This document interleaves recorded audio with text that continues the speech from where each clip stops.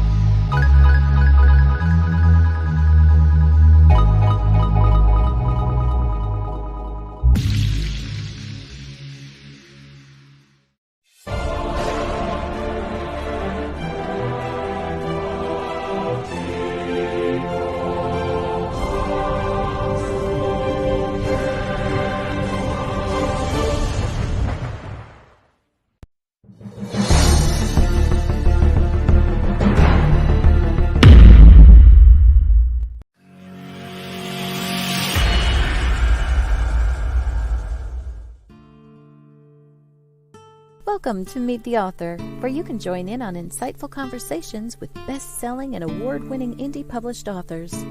Your hosts today are Rob and Joan, who themselves are indie published authors, book publicists, and paranormal investigators with Tampa Bay Spirits, based in Tampa Bay, Florida. Thanks for dropping by. And now, on with the show. Hi, I'm Rob. And I'm Joan. We're so glad that you're here, whether you're watching us live tonight, 7 p.m. every Wednesday night, Eastern Standard Time, or if you are watching us later, or if you're listening to the podcast, we're really honored and appreciate the fact that you've decided to be in our audience. And let me just say that we really, really love all of your comments. Please ask questions. We know there are people that are watching that are quietly watching. And if you have any questions for the authors or any comments you want to make, really it's what makes the show. And as a matter of fact, we have quite a few comments already. George Jasmook says, okay, I'm here in all my splendor and glory and hero's cape. Yay. Oh, wait, that's got to be somebody else. Am I here? No, you're our hero. Joe Conjo, author, says, good evening, Rob and Joan. Hi, Joe. Evening, Joe. Glad that you're here. C.W. Hawes says, Hey, greetings, Rob and Joan. I've been thinking about you a lot lately, C.W. Hope you're doing well. Yeah, looks like the gang's all here. Yep. Paul Hollis says, evening, Joan and Rob. Hey, hello, Paul. We're glad that you're here. Marjorie Deering, hello, everyone. Marjorie. A cup of coffee and your podcast. Yay. Hey, very good. If you want, you can have something stronger. We wouldn't mind. No, you just pass the cup over here. Chris Chrisman says, hi, Rob and Joan. Hi, Hey, Chris. Oh, Chris Chrisman said it's harder to find you on Facebook at times. Yeah. Facebook's can be a real pain, can it? It's an enigma. Just go on our YouTube channel. Let me see. CW says, I'm taking in air and sustenance, too much sustenance. I'm always taking in too much sustenance. Me too. Connie Cleary says, hey, everyone. Hi, Connie. Hey, Connie, glad that you're here. Yeah, it's good to see you all and hear from you all. Well, for the first time, Episode Rewind this week is going to feature the same author who's on tonight. Isn't that funny? Yeah, Paul That's never Rushworth-Brown happened before. Is going to be on Episode Rewind this Saturday, right here where you're watching, 5:30 p.m. Eastern Time here in the U.S. It was his episode 99. And want to remind everybody about Book World podcast. That's at CJ Peterson on YouTube. Check them out Wednesdays in the afternoon, 1 o'clock Central Time. And then we also want to mention Voice of Indie podcast, of course, Blog Talk Radio with Beam and Gary. At the end of this show, there is a little tutorial on how to get over there to their podcast. They always have interesting guests. Next Wednesday will be Michelle Hansen. It's part 2 of her seashell reading episode. It's pre-recorded new episode, but it's very interesting. We had a real good time talking with her. She's very knowledgeable. Oh boy, and passionate. Yeah. So We got some more comments here. Yeah. Joe Conjal says, I'm glad you said we should comment. I'm usually shy during these podcasts. Yeah, Joe, I tried to comment. Try to bring you out of your shell a little bit. Yeah. We're so glad that you feel encouraged to do that now. And George the Smook says, I drink something stronger, but I'm trying to stay surfically pober. Oh boy. Well, we're surfically pober. Yeah, for sure. Well, we have someone waiting on the other side of the globe. Not sure how they don't fall off, but I think we should probably bring him in before he does, right? Yes. Okay. Hi, Paul. Welcome aboard. Hey, welcome to sunny Australia. So you're off in the future there. How is Thursday morning? I'm a day older than everybody else. Yeah, there you go. There you are. You don't look a day older than everybody else. You look some a day might, older some than might argue that point. But those people behind you, I don't know. They're kind of frozen in time. They're a good-looking bunch. There you go. Yeah. They're the three. Joe. Joe's going to speak Australian. Good day, mate. G'day, Joe mate. Conjal. G'day, mate. How you going?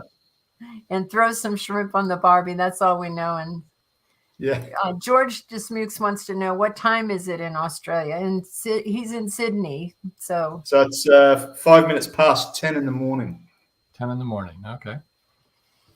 On Thursday. On Thursday. Right. Yeah. It's hard to wrap your head around that, you know. Yeah, because it's 10 hours. I have to be very, very careful about getting the times right, because we've just had daylight saving.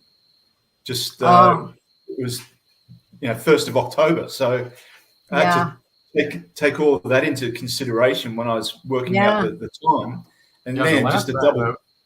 The last time I think it was 9 o'clock when we talked to you. It was 9 o'clock. Yeah.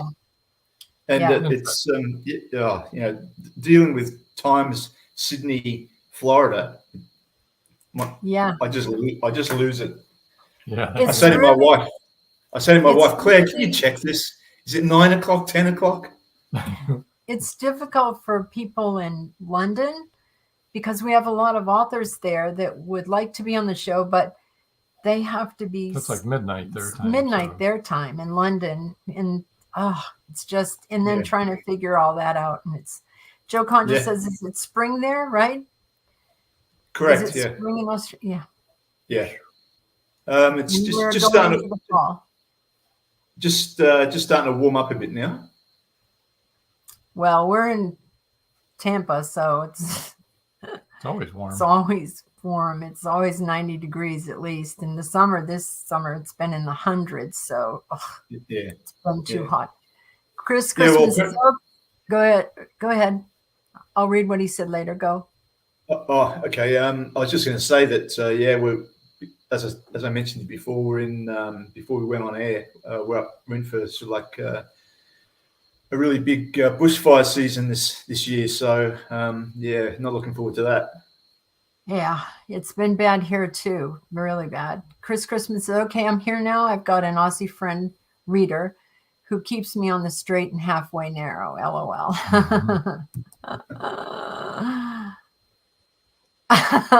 Joe Conjal says, Joan puts a sweater on when it dips below 90. That's pretty true. Yeah. He's not kidding.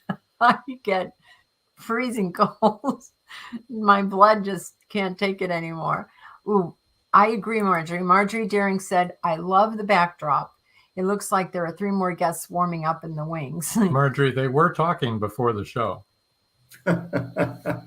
It's a really nice backdrop, though, right? It's from his newest book. Don't worry about the dog. We have one too. They're used to it. It's okay. Yeah, don't worry. We love dogs. Yeah, he's not bothering anybody. Chrisman said, "Me too, Joan. Always cold." Yeah, I'm just used to. So those three characters are the main characters in Dream of Courage. So the one on over my right shoulder, that's John Rushworth, Rosie, and then his twin brother, Robert Rushworth, is pretty well the protagonist of the story.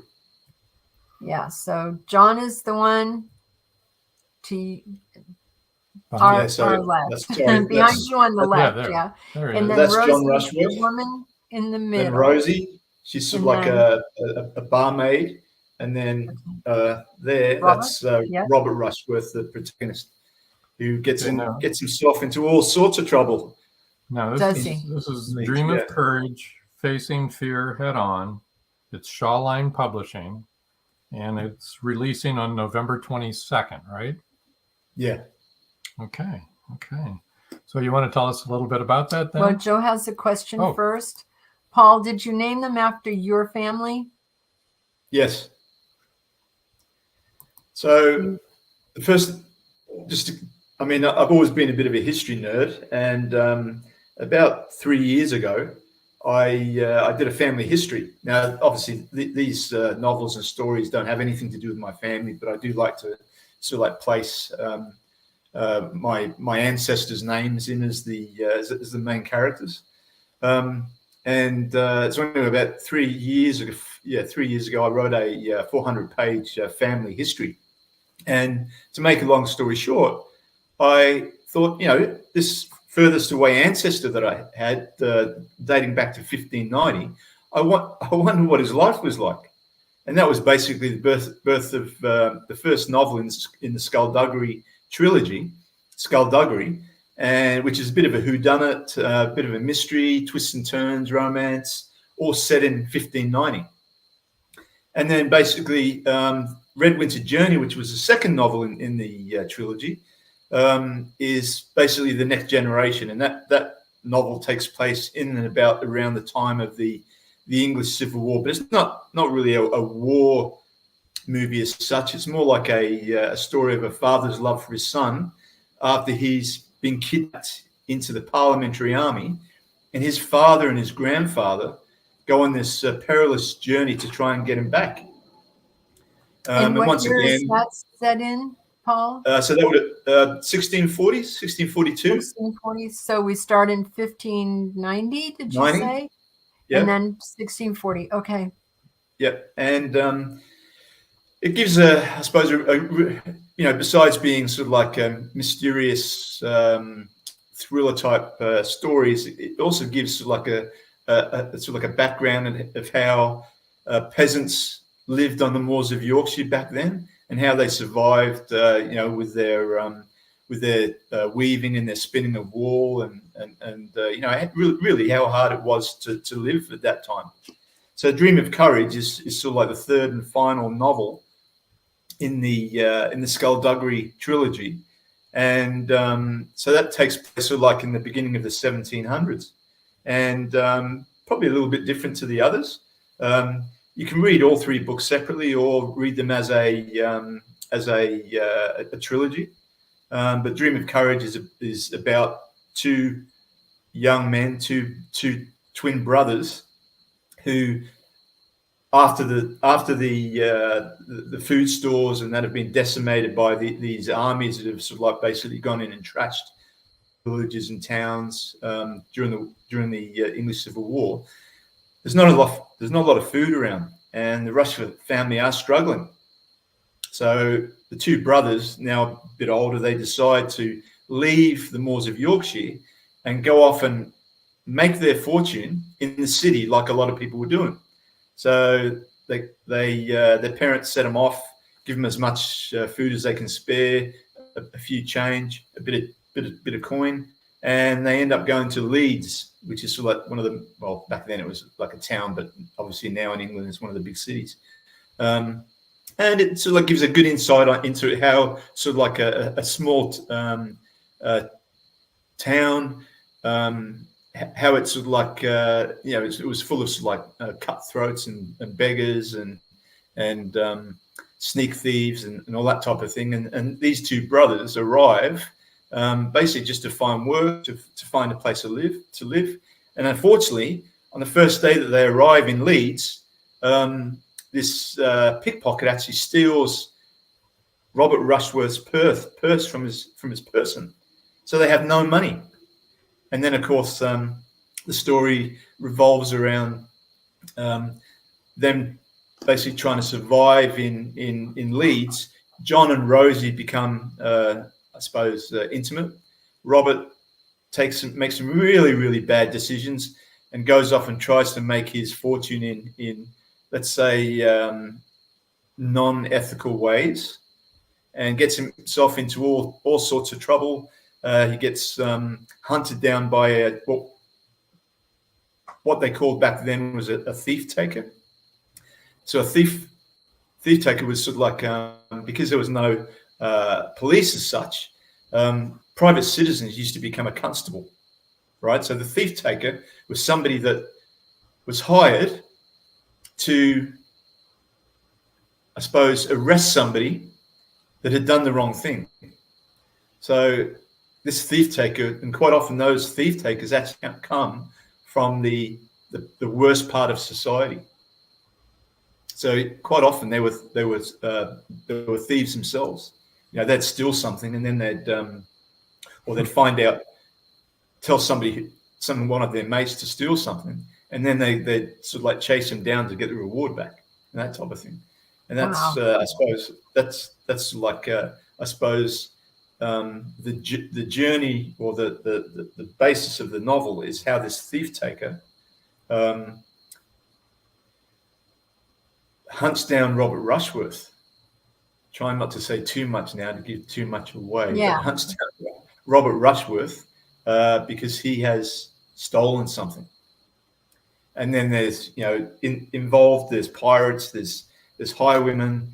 There's all these like interesting things going on that sort of like add to the story. Plus, there's a nice romance in there as well. A little bit of spice, just a little bit of spice, but that's what we call a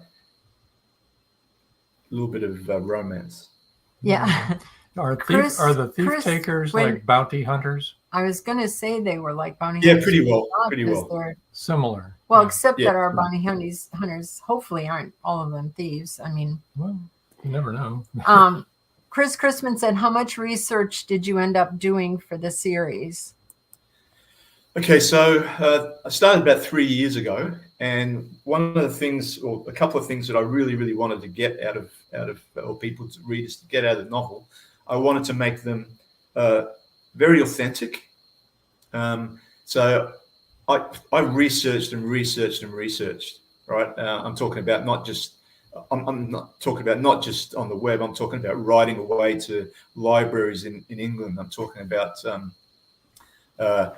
being members of sort of like historical scientific databases and all that type of thing. CW said, never heard of thief takers. Thanks for that. I've never heard of it either.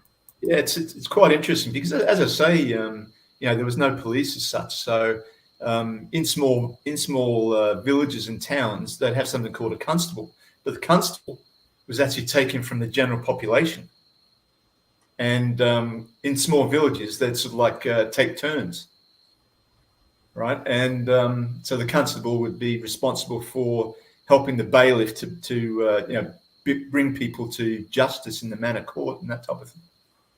Yeah, it used to be like that here too, out in the West, when the West was being settled and stuff. Just the sheriffs and the sheriffs would just be, you know, yeah, they'd give somebody a badge. Take the badge off one body and put it on a living body, and yeah. You're the new sheriff. Yeah, very similar.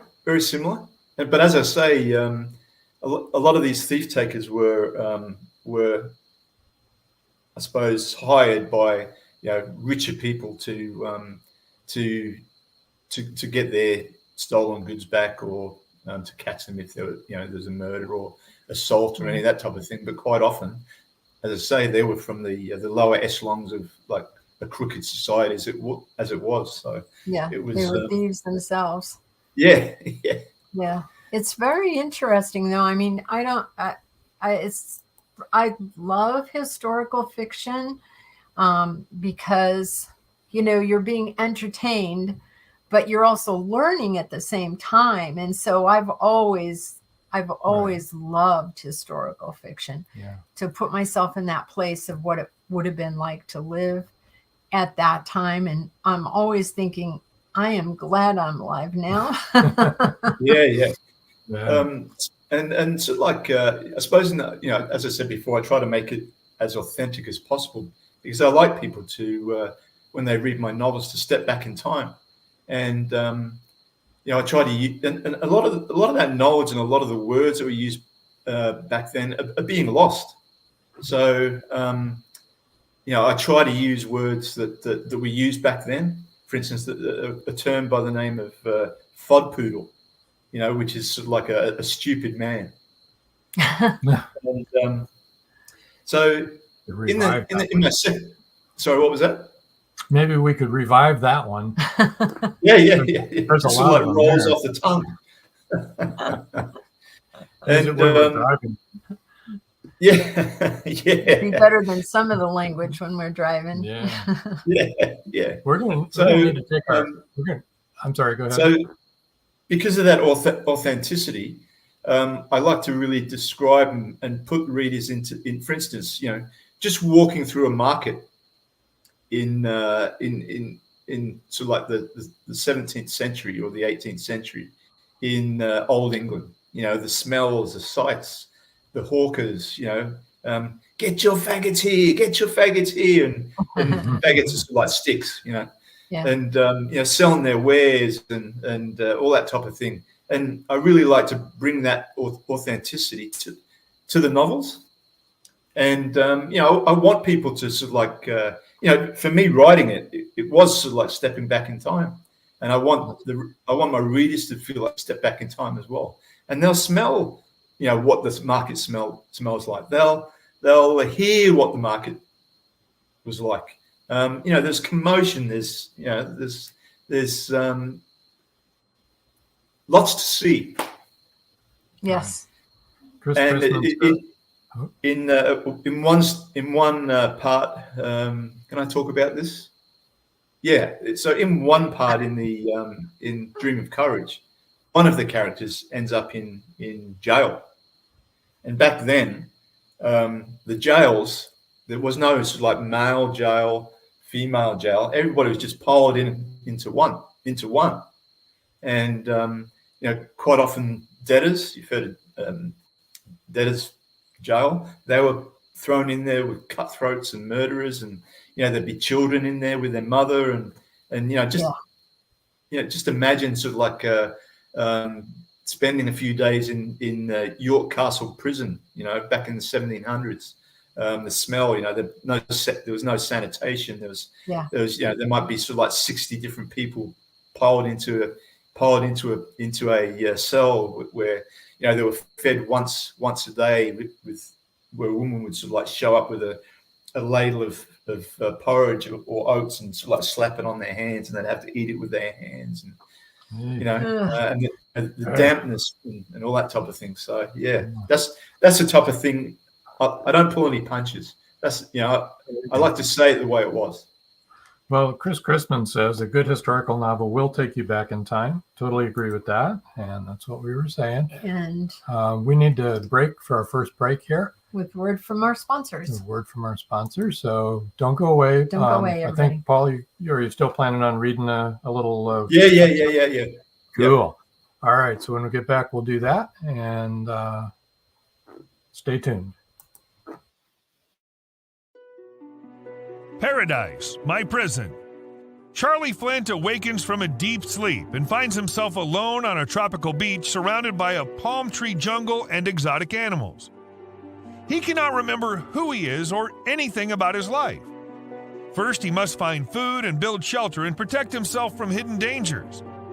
As his memory gradually returns, it reveals what a very flawed person he is. A man who made too many mistakes, made too many enemies. The implications of the truth are staggering. How did Charlie get there? And will he save himself? Paradise, My Prison is the riveting new suspense thriller from retired Hollywood scriptwriter George Dismukes. Paradise, My Prison by George Dismukes is available in jacketed hardcover, softcover, and all ebook formats worldwide. It's 1919. and Eric Laska returns from the war in Europe. Two new enemies await him in the small coal mining town he calls home. One is a threat to his relationship with Rebecca, the love of his life. The other, a bloodthirsty beast, is stalking the mining town residents. The townspeople suspect Eric of one of the killings. An old man and Rebecca's 11-year-old sister have seen the beast, but only Eric believes their story. To protect the town and clear his name, he's forced to prove the werewolf exists. Available on Amazon. The Horror Within by Marjorie Swift Doring. The clock is ticking. Can Gracie uncover the truth? Philip Pliant is the wealthy opportunist plastics dealer and CEO of Pliant Industries. He's also a master thief, creating a pervasive threat to the manufacturing infrastructure in the Caribbean islands markets. With the cartel as his stealth client, the naive city leaders have been seduced, enabling the production of more than three-dimensional building materials. The expected profits are monstrous. Is the art group, now led by Gracie and the family heirs, strong enough to win against this predator? Can JJ's cats act on the root cause analysis in time? Will Gracie be able to squash Pliant and the cartels? Gracie never considered their lives would hang in the balance. The clock is ticking. 5, 4, 3.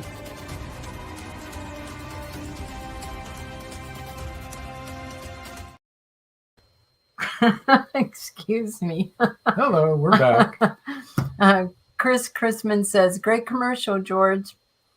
And it is. All of these commercials are amazing. I like them.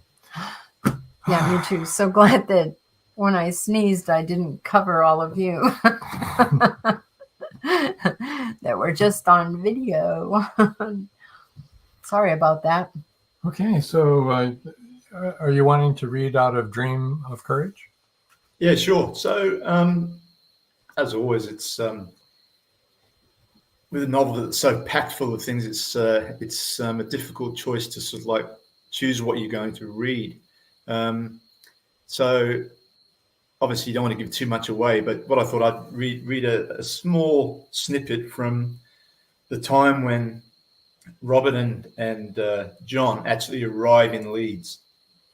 All right, so Leeds was obviously founded on wool, and it's a very busy place that they're not used to after coming from a very small village in Howth. All right, so the outskirts of Leeds greeted them warily after a long journey. The city's expanse unfurling before them like a tapestry woven with threads of life's complexities. John's awe mirrored Robert's confidence as they navigated through a metropolis fueled by stories of its woolen past. The whispers of John Pigshells painted a city built on deceit and promise, a place where dreams could either flourish or fray. They made their way across the bridge, over the river and past the burgage plots. People out front sold chickens, vegetables and piglets, bred on their plots out back. They passed the toffs, the small wooden houses which sat at the front. They were very compact and close together, the timbers deeply scarred with rat holes teeming with life. The houses opposite each other were so close in the narrow alleyways, occupants could reach out and touch hands. Some houses were made of stone, and the odd rich tradesman owned a slanted tiled roof. A network of dark laneways and alleyways ran diagonally off the main street. There were hidden shanties and hovels. Sick, coughing, roughly clad children hung about outside. Above Kirkgate end stood Moot Hall. Robert was impressed with the building. How beautiful, he thought to himself. Hidden alleys and bustling markets painted a tableau of contrasts, opulence and squalor woven into the fabric of everyday life. Vibrant shanties and hovels stood alongside the affluent homes of tradesmen, the very air carrying the symphony of life's diverse ballad. Singers, beggars, and rogues composing an ensemble that mirrored the soul of the city. Noxious fumes came from tanning sheds, and the stench from dung pots left in the streets by rakers made them cough. Pigeons flew out from under the eaves of the old houses, and the droppings left white streaks on the door and wattle walls below. Beggars, ballad singers, street vendors, disabled soldiers, rogues, vagabonds, and prostitutes went about their business, some in plain view, others not. In Leeds, the availability of money and valuables grew, and the size of the vagabond population provided ample prospects to make a dishonest living. Overhanging houses kept light out and the smell of dung, rubbish, and excrement in. A wily tammy cat sat on a step waiting for his feed to dart out from the pile of rubbish and fishies in the middle of the lane. Robert strolled up to a potato badger selling outside the front of his toft. "Oi, where's the best place to stay around here?" He glanced up. "Just up a nick in Briggate. The White Locks, the Ship Inn, and the Swan closed courteous of our Lord Cromwell. Just down the road, way at Nag's Head at the corner of Commercial Street and Albion Place. Good brew in there," he drawled. "Right you are. Come on, John. Good day to you. The Nag's Head it is." They traipsed down the narrow lane, then saw the wooden sign for the tavern. Nag's Head, their haven for the night, a refuge and a vantage point from which to observe the intricate dance of humanity. The swaying sign creaked as if welcoming them into the fold, a reminder that within the city's depths, destinies and encounters awaited, some kind and others sinister. A drunk old man staggered toward them. He was not in a good way as he staggered on approach. As he got closer, he lost his balance and bumped into Robert, who tried to stop him from falling. "You all right there, old man?" Robert kindly supported him. The man mumbled something incoherently and steadied himself, holding onto Robert to steady himself. Robert turned his head away from his rank brewer's breath. The drunkard staggered down the laneway under the arch, then disappeared into the hustle and bustle of the crowd. That was very good. Very good. Wow. I felt like we were there. Mm-hmm. Sure did smell. Don't even get me started on the smells, because that's definitely the worst part. Yeah. Marjorie Deering says, "You certainly do paint a word picture we can visualize and even smell at times." Wonderful. Oh, thanks, Marjorie. CW says, "Great reading, putting these on my to be read list." That's thanks, CW. awesome. Oh, you'll be able to get free book giveaway ones. We're gonna have so book giveaway, so you can do that. Get your typing fingers ready, CW. Yep. You want to do that now, actually? Joe Conjal said, "Sure. I still want to hear every book read with an Aussie accent." And you know what, Joe? Jessie wanted us to have our audiobooks done with an English accent or an Aussie accent because she'll listen to anything. And I said, but it's Midwestern characters. We want, yeah. The people are from Chicago. She said, "I don't care. I just love to listen to it." I don't care if it's odd that they're from Chicago and they have a British accent or an Australian accent. I'm happy. It's interesting, isn't it? I mean, if you look at England, you can drive, 50 kilometers away, and the accent would be totally different. Same here. Well, not 50 kilometers. It's further than that, but yeah, we've got all different kinds of accents here. I'm from Boston, and I've practiced not speaking with a Bostonian accent, so most of the time I don't really have one. But if you're around me a lot, you'll hear my Bostonian come out, especially if I'm excited or something, or angry or emotional, any kind of emotional, and all of a sudden I'm back. Well, I'm a bit of a mongrel because I was born in England, lived in Canada for 10 years, and now lived in Australia for 20 years. So can't really hear the Canadian or the English accent anymore. But every once in a while, if I say one word, you'll hear the Canadian accent just on one word. Exactly. I know exactly what you're saying. Yeah. Chris Christman said, "I'm with you, Joan. I had my Jersey accent." LOL. I mean, a Boston accent, that's quite posh, isn't it? Well, some people do think that, but it's like we don't say our R's and we add an R to an end of a word. So example, when I lived in Boston, I would never say Cuba. I would have said Cuber. Right. And I wouldn't have said umbrella. I would have said umbrella. But I wouldn't have said, I still can't say drawer very well. It's, they say draw. And you don't say short, you say shot. It's shot. I pack my car in the Harvard Yard, and it's like that. So yeah. But yeah, when I taught English in Mexico, when I lived in Mexico, everybody wanted me to use my Boston accent. All the Mexican clients that I had were like, no, we want to learn the Boston accent. I said, okie dokie, we'll do it your way, you're paying.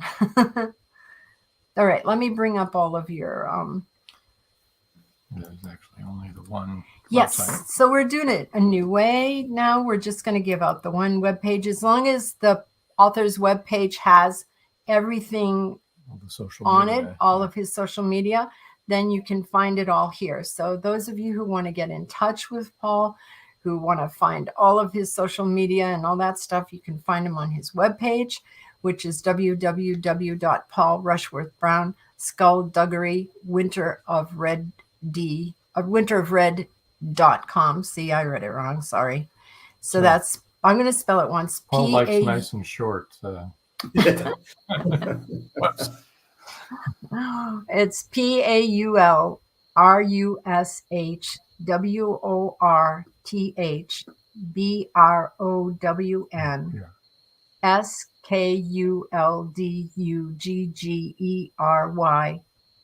SKULDUGGERWINTEROFRED.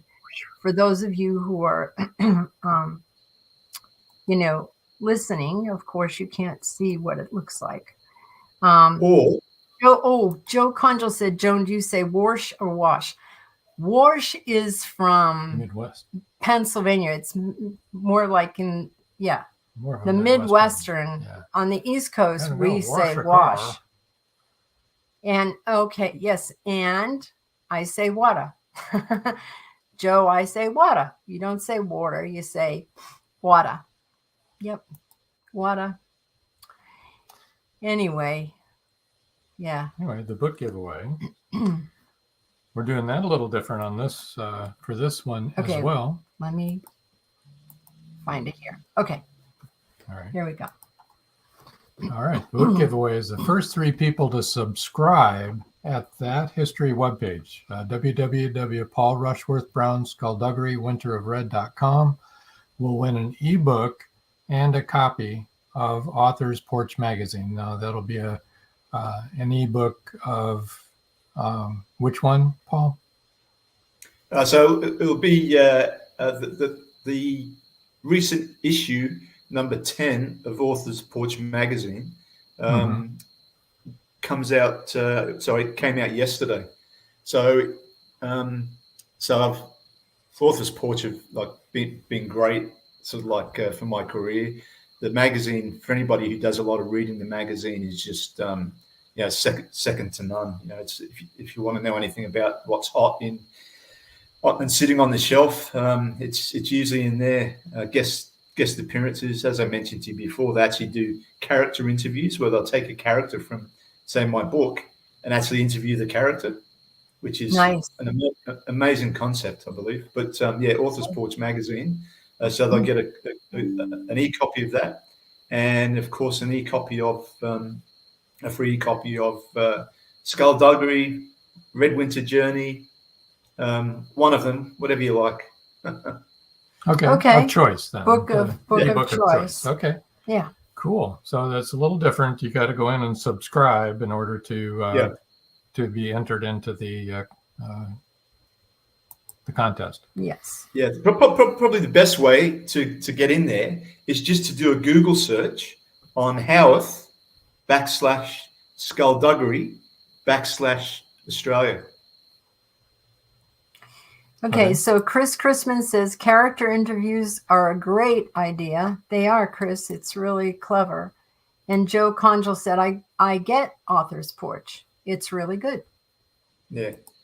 I've actually been doing a lot of, as you can see by my green screen, I've actually been playing around quite a lot with AI, and it's an amazing vehicle to actually, bring a character in one of your novels to life.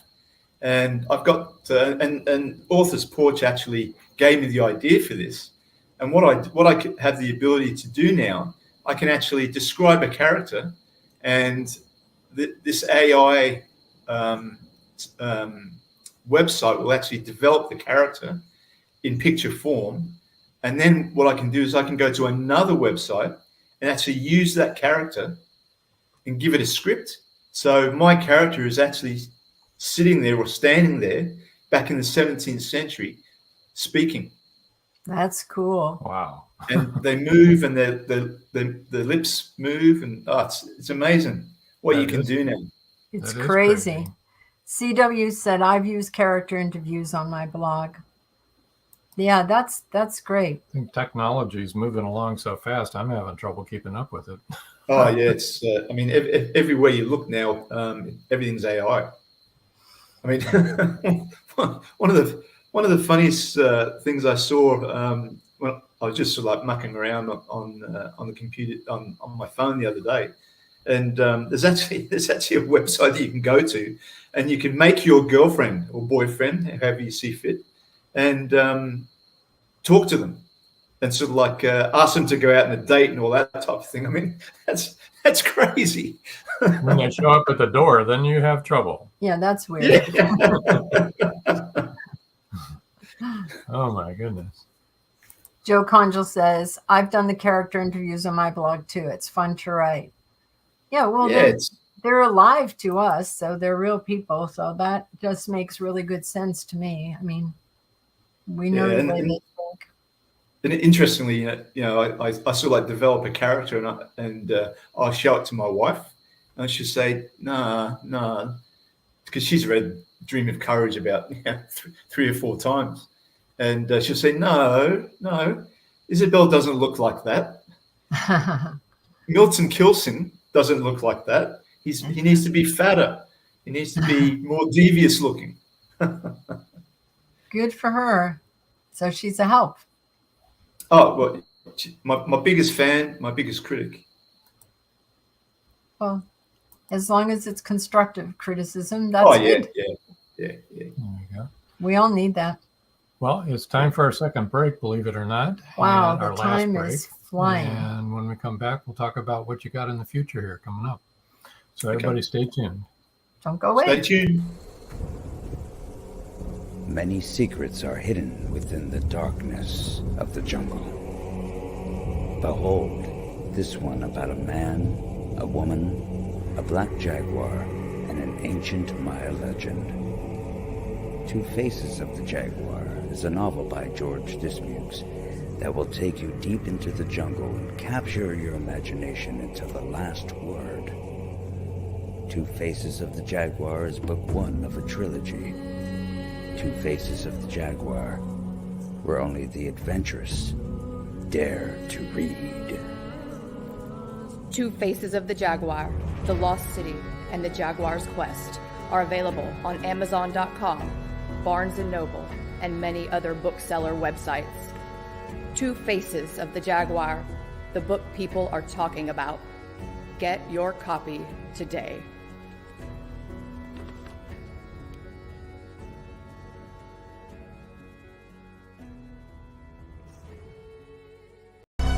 Madison Jackson loved being a cop. A young girl is raped and murdered near Burnett Reservoir. Madison vows to get justice for the child. Madison travels to the heart of Mexican cartel country. She is kidnapped, tortured. Will Madison ever make it home?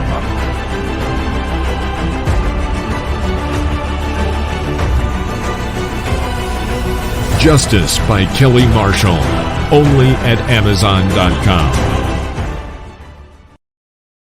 And we're back. Well, And whoa, and we lost Paul. we lost Paul. Well, hopefully Paul will join us here in a second. Well, that's too bad. That's too bad, is right. He must have lost his connection. Yeah, that's happened before. Especially in Australia. Well, we wanted to tell you about something we discovered today anyway. You want to tell them about that? And I'm sure a lot of you indie authors are already aware of this possibly, but if you aren't, you might want to go to Abe Books. That's ABE, Alpha Bravo Echo, books.com. Put in your last name and the title of one of your books and see if your books are in there. All of ours are. It's touted as being a used book outlet, but when I pulled up ours, 3 of them said they were new paperbacks. So where they're getting them from, I don't know, but we're not getting any money out of them. I know that. And one of our books is autographed, so that had to have been from a book signing that we did, and they're charging $65 for it. So I'm just going to put it out there. That if you want an autographed book, we'll charge you a lot less than $65. Right.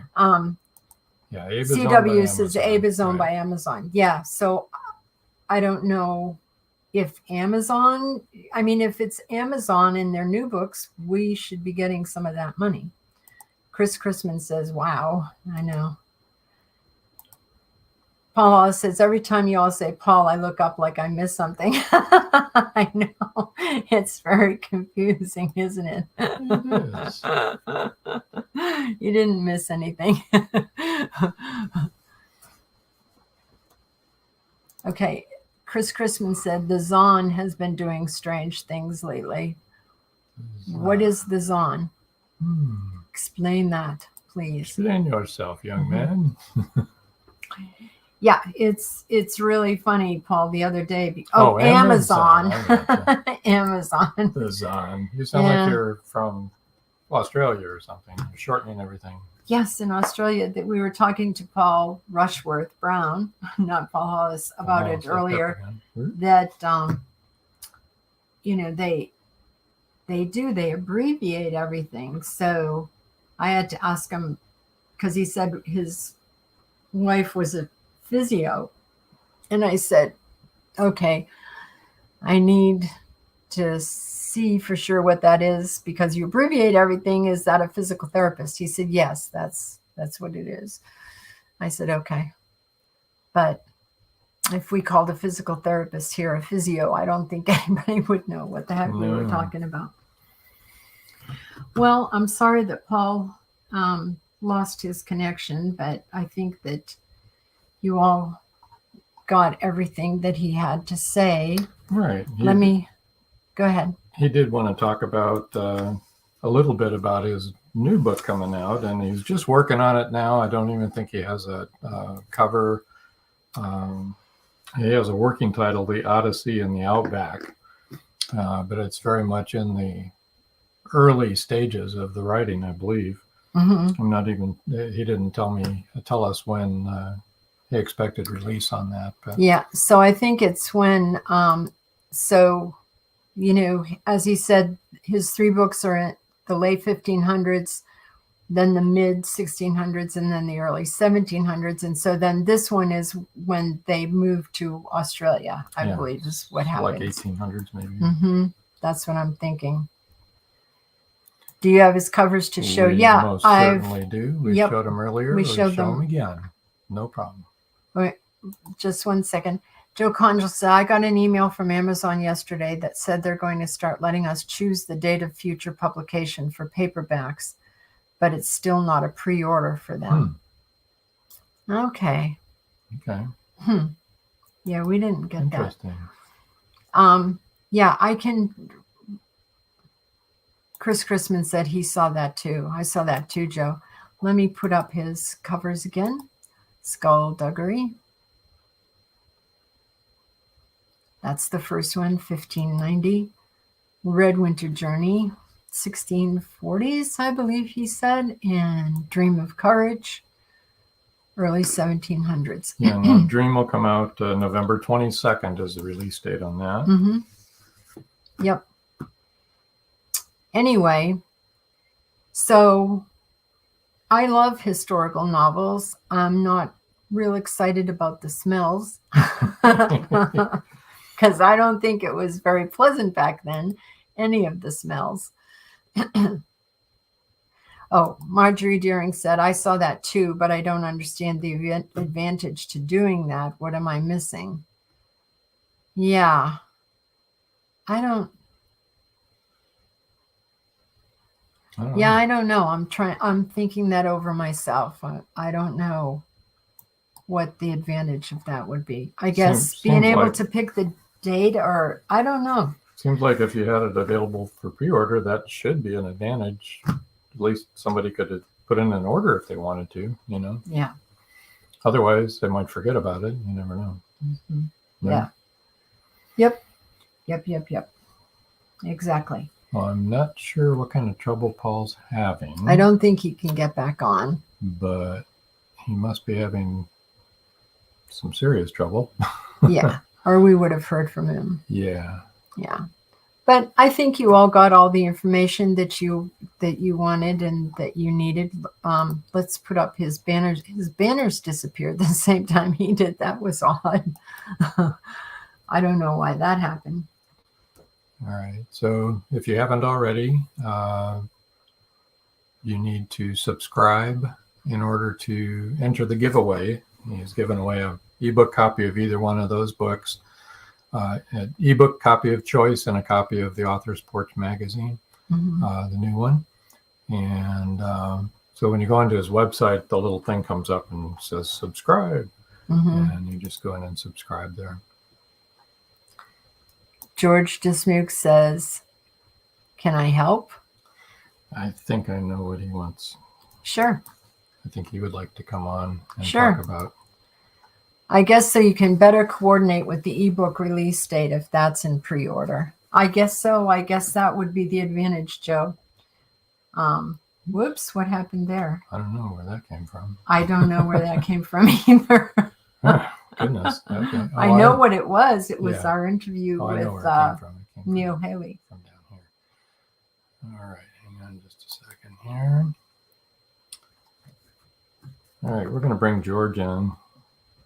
George, we're going to send you a link, and you come on and talk for a few minutes. I can find you here.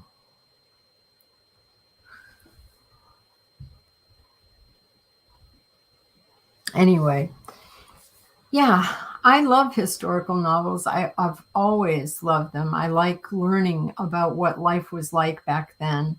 And I think that we always romanticize in our heads what it would be like, so that if you get a really good book that's really written well, that tells you exactly what it's like, then, you don't romanticize it anymore. Excuse me. I'm sorry. Allergy season, man. This is quite an exciting show. I know. I'm sorry about that, everybody. But I really do enjoy learning about what life was like at different times. I remember when I read my first historical novel about what it was actually like when at the time of Marie Antoinette, and what life was exactly like and what it was like for them and why they actually wore perfume. Then I was like, yeah.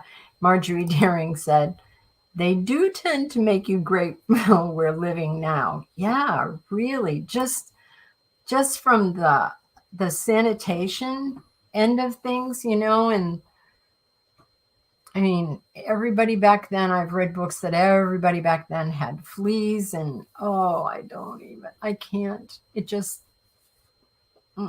nope, couldn't do it. No matter what.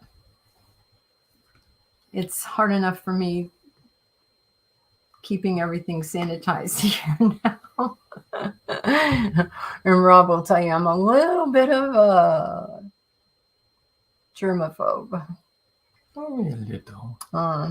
When COVID happened, when COVID hit, if you remember, everybody was running out, getting paper towels and disinfectant and all that stuff. And my kids said, what have people been using anyway? Didn't they always have that stuff? And they said, being raised by me, they always had plenty of sanitizer in the house. And they never had to worry about that. And that's the truth. Oh, What? Joe Condell said that's because everyone in the family uses the same bathwater. No. I know. I've read that, Joe. That nope. I only take showers. I don't even take a bath. I don't want to be in my dirt. Never mind everybody else's dirt that took a bath ahead of me. No, thank you. Never. I think George might be having trouble. He might be.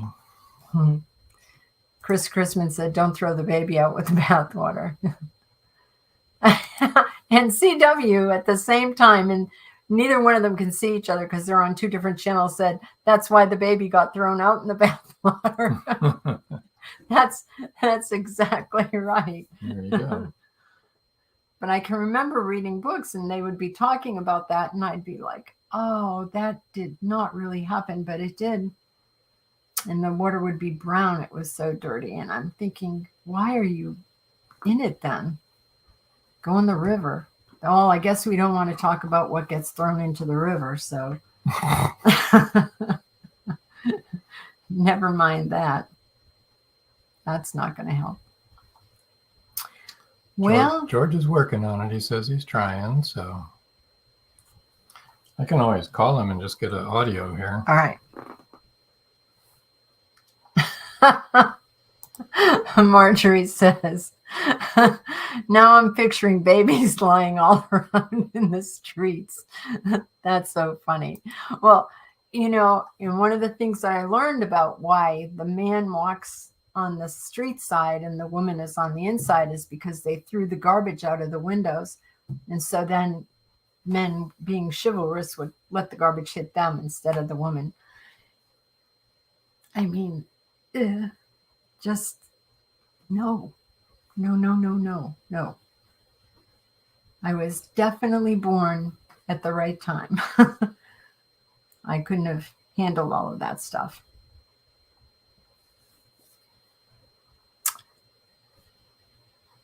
I think maybe we're going to see if George will talk to us on the phone.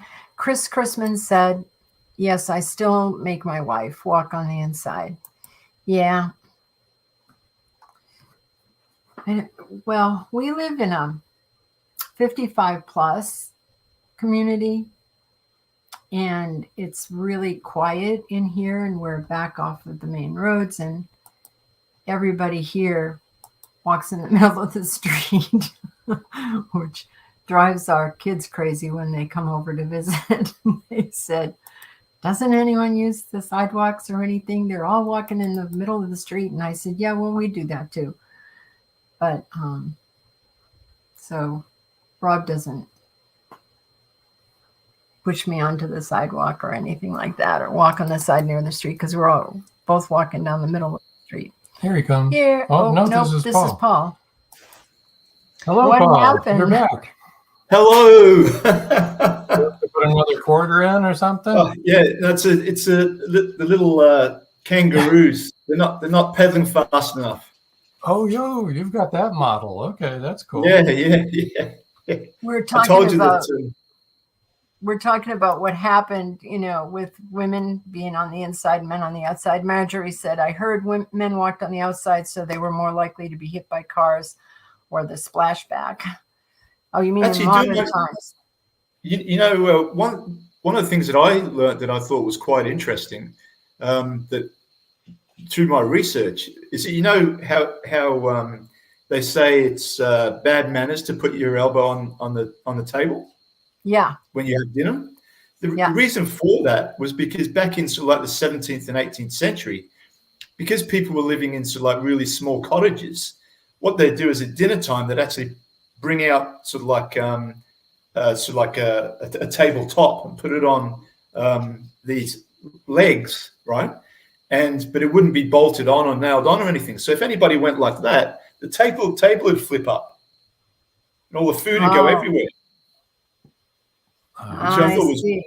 Which I thought was really interesting. I always thought, I remember my grandmother sort of like saying to me, "Take your elbow off the table," and all that type of thing. But apparently that was a reason why.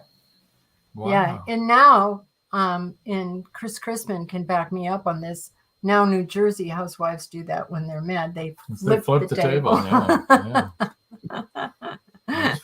Marjorie Deering said, "Welcome back, Paul." And Joe Conchel said, "They walk in the middle of the parking lots at Walmart." I heard most of the conversation sort of like because I had my phone on, but for some reason I just couldn't get StreamYard back on my computer. Okay, well, you're back, and did you want to say a little bit about Odyssey in the Outback? Sure.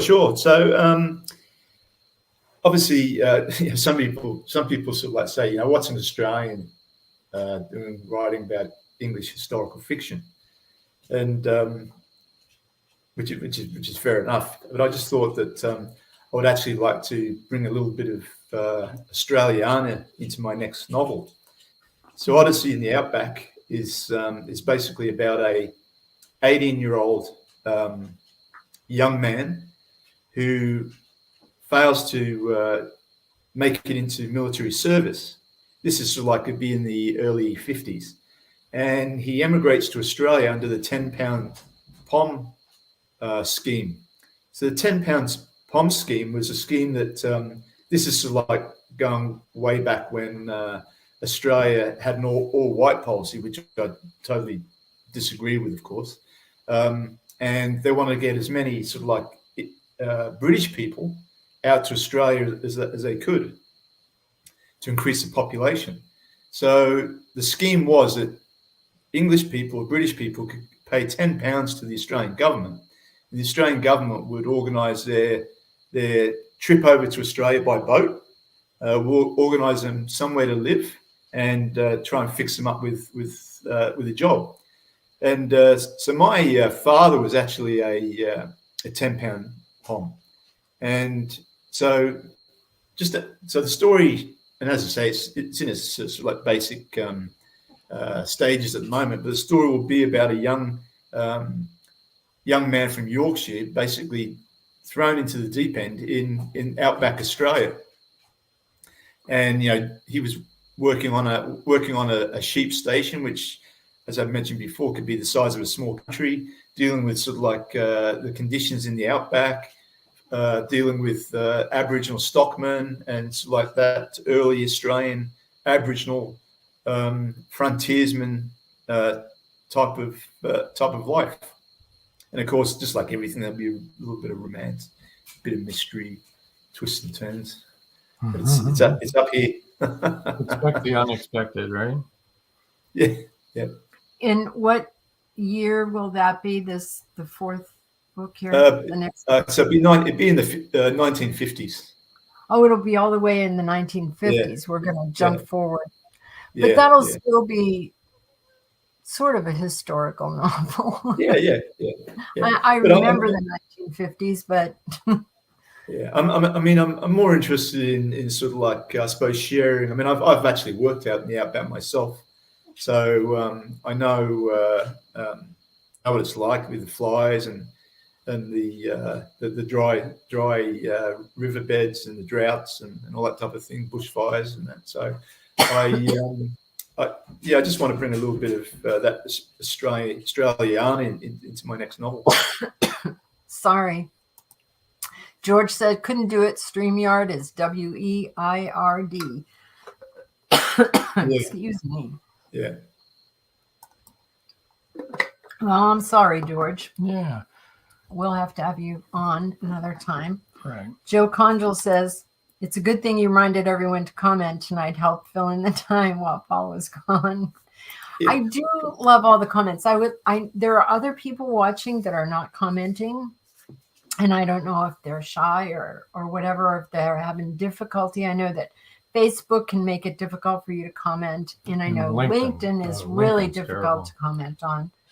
But and some people just want to watch and listen, and that's cool. Yeah, I just was trying to encourage them to. Yeah. They the more have the merrier. Questions for Paul they could ask, and right, that sort of thing. Right. But it's open. Might I say I watched that last show that you did with Paul Hollis, and yes. What a great show! I mean, such an interesting man. I mean, yes. Some like some of the things that he must have seen in his lifetime in the life that he led. Wow! I mean, I was sitting on the edge of my seat. Yeah. So and he writes books like that too. You sit on the edge of your seat. I mean, like I said to him, I don't know why he hasn't sold 1 million books. And George Smooks has a question. He said, "So Paul, are your characters real to you? Are they real people to you?" Oh, that's a good question. Put it this way. I would, as I said before, they're all based loosely on my ancestors, and what I do is I just sort of like build up a fictional story sort of like around them. But obviously things have happened in my life, things have happened in my father's life. Obviously through that huge amount of research I do, I try to make them as authentic and as real as possible. I suppose one of the good things about having a good imagination is that I can sort of like put characteristics and personalities into those characters, and I basically generate them, with a little bit of me, maybe with a little bit of my father, a little bit of people that I've met, but all in a historical context. Are they real to me? I know that they were real at one point, generations ago, but no, they're fictional. Okay, I think what he's talking about is like we've talked before about the fact that, like our characters in our books, they are real to us. They are like, we know who they are. We know how they think. We know how they act. I mean, they're like, they're fictional, but we care about them like they're real people. Oh, yeah. Yeah. That's what he means. Like, okay, so I suppose I mean you've given birth to these characters. Exactly. Right. They mean a lot. You try to make them as interesting as possible. You try to make them engaging. One particular character, Jacob Wilding in Dream of Courage. I mean, he's an absolute brute of a man. So that's the name of the thief taker. And without going into it too much, I mean, he's just, I wouldn't want him to be real, put it that way. Mm-hmm. Well, Robert in the background there, he turned and looked at you when you said that. He did not. No. It's the twins back there anyway. It's not the thief taker. Well, Marjorie Deering said the caffeine made me talkative tonight, I guess. You can be talkative all the time, Marjorie. There you go. We enjoy it. Well, I think we better wind her down tonight. Yep. Thank you so much for joining us. And, thank you. Hope you have a Pleasure. wonderful day today over there in Australia. Sorry. Yeah, Appreciate it. My dog's screaming to go out, so I need to take him for a walk along the street. Okay, well, I'm going to move you over to the side while we close out. You know what? If you need to go you can go and take your dog out. We're You're done. welcome to do that. Yep. We appreciate it. I want to mention one thing here is this is what George would like to talk about, I think. And this is The Return of the Jaguar, Book 4. So you saw a commercial during the show for a trilogy, the Jaguar trilogy. Well, this is number 4. It's going to be coming out. As you see, you've got the beautiful cover that he did. It is a And beautiful cover. it'll be coming out in November is the last thing he told me there. Awesome. Yeah, so stay tuned for that. We've got I'm a couple looking more forward to comments that. here. Yes. Paul Hollis says, another great show. Thanks, Joan, Rob, and Paul. Thank you, Paul. Thank you, Paul, for And listening. Thanks, Paul. and watching. Joe Conjal said, great show tonight as always. Thank you, Paul, Joan, and Rob. And almost George. That's his new name, Almost George. Chris Chrisman said, thanks for another great show. And thank you to the audience for being there. Everybody for and commenting and sharing and all those things. Join us next week for part 2 in the seashell reading adventure with Michelle Hansen. That's right here, 7 o'clock next Wednesday. And let's see, episode rewind this Saturday is episode 99, Paul Rushworth-Brown again. Yeah. Marjorie Deering says, great show as always. The glitches just add character. Hope you're not getting a cold, Joan. I don't think I'm getting a cold. I get a lot of allergies, and we've had a bad air. You know, we had Really an bad air quality yeah. warning yesterday and today. And real hazy so for outside. anyone that has allergies, it's been really bad. And I'm one of those people. Every time I wash my hair too, it just, I guess a lot of the allergens get in my hair. And so I wash my hair and then I'm just coughing and sneezing and all that kind of stuff. Fun. Yeah. Probably too much information, but it's allergies. I'm not sick. I don't feel sick at all. Good. So thank you one and all for joining us again tonight. And until next time. That's all, folks. See y'all.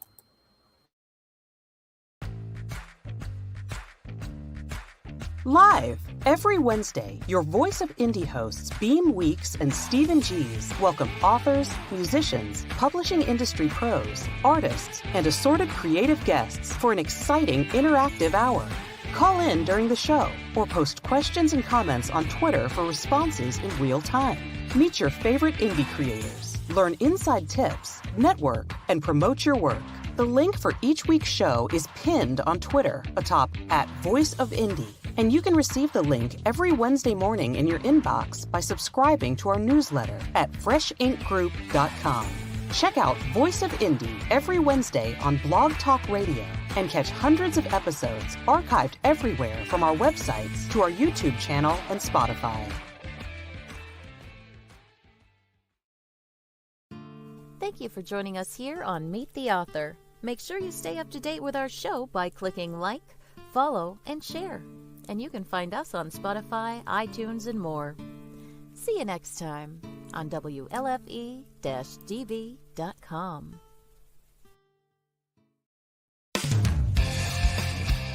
You've been listening to WLFE-DB.com, where our shows are your shows.